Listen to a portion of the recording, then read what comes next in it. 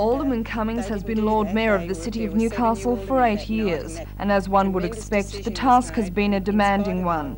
She is required to attend many functions within the city as well as travel overseas. The pressure is constant, but last week was especially hectic, with the Prime Minister and the Deputy Prime Minister both visiting the city. A spokesman for the Royal Newcastle Hospital says it will be some weeks before Alderman Cummings is released from hospital, and she will be out of action for some time. The spokesman would not be more specific. On hearing about Alderman Cummings' condition, Deputy Lord Mayor Alderman Don Geddes expressed his deep concern. First of all, I say that you've just told me that she's been very ill, and that's distressed me greatly because I wasn't aware of the seriousness of her illness. I am concerned for her, I am concerned for her family, and I hope that she's able to return to work as quickly as possible. But as in the interim period, it's a matter for the town clerk to decide whether I should be called in to take her place during the course of her sickness, and he's the only one that can decide that.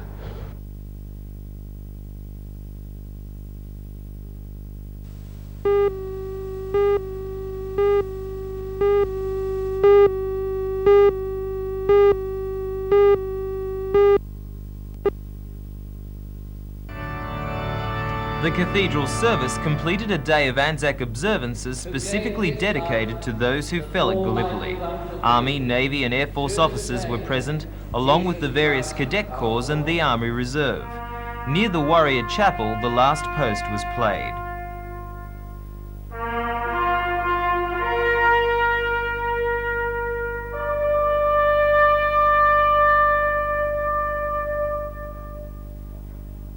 At the going down of the sun, and in the morning, we will remember them.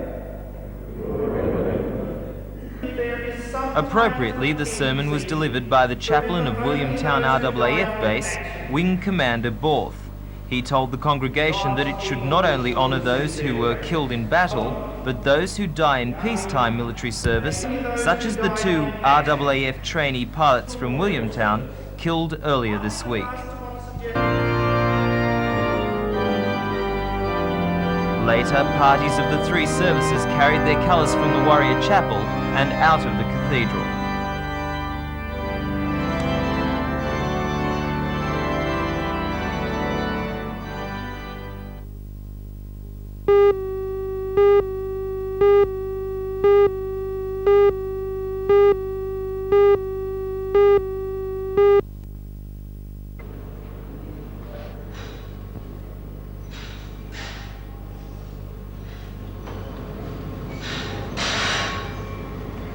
Down.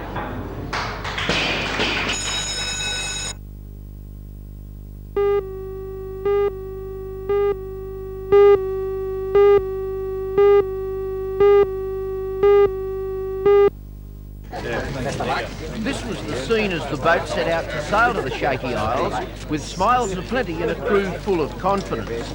That was to change partway across the Tasman, when they encountered a storm with 60-knot winds and 10-metre waves. Twice they virtually fell off big waves, but barring the loss of mast-top wind gauges, survived without further mishap. It was worth it, as the boat, skippered by Jimmy Mihalis and steered by well-known sailor Albie Mitchell, took out the 3-race series, with a 13th place in unfamiliar tides, a first placing and a second.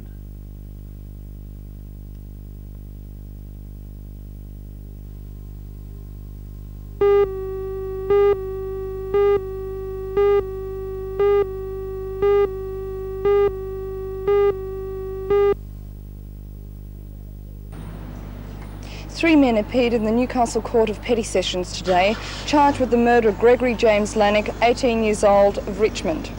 It's alleged that Matthew Robert Johnson, 21, of Newcastle, Larry James Martin Kennedy, 21, of Adamstown, and Manuel Marnie Kukovic, 18, of Hamilton South, did feloniously and maliciously murder Mr Lannick on March the 7th at South Newcastle Beach.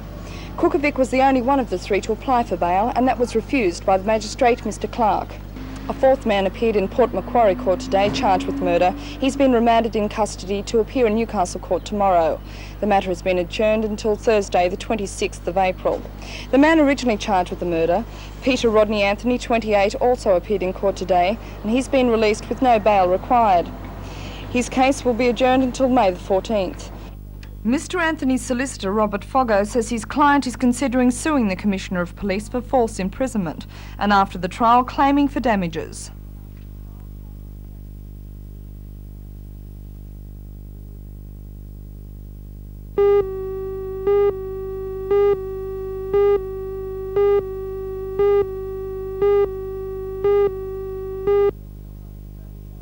On top of everything, Johann Sebastian Bach's St. Matthew Passion is based on the life story of Christ as told by the Gospel of St. Matthew. It was last performed in Newcastle on Good Friday 1982 to a sellout crowd at the City Hall.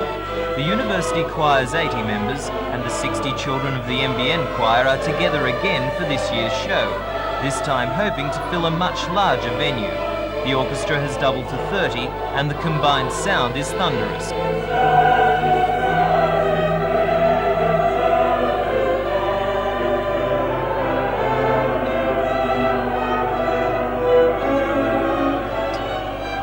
On Friday night, the audience will be invited to sing with the choir during 12 chorales. Publicity officer Mr. Craig Shaw claims this show will be better than the 1982 performance. This time we've shifted the venue to the Great Hall at the University, and that allows us much more space in the Great Hall last time.